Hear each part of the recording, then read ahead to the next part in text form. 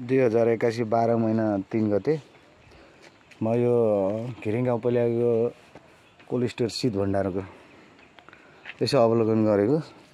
सबै तपाईहरुको लाभारिसी छ हेर्नुस्। यस्तो यहाँ ढोका सबै खुल्ला। मैले तपाईहरुलाई यसरी देखाउँछु। यो लाग्दैन खोलेसी नलाग्ने चाहिँ अब तपाईको यो अलि लगाउँला। तपाईको यो ढोका हेर्नु न, यो यसरी लाग्छ। यो तपाईको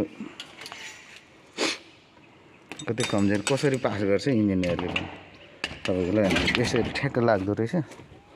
तपाईको यो ठ्याक्क लाग्यो नि खुल्यो यसरी यस्तो छ। यहाँ यस्तो चीजहरु छ। अब तपाईहरुलाई के भन्ने अब यो लकै नगरिकन हिँड्दै रहेछ। अब यो तपाईको आफै खुल्दो रहेछ। यस्तो छ। ल भित्र यस्तो छ।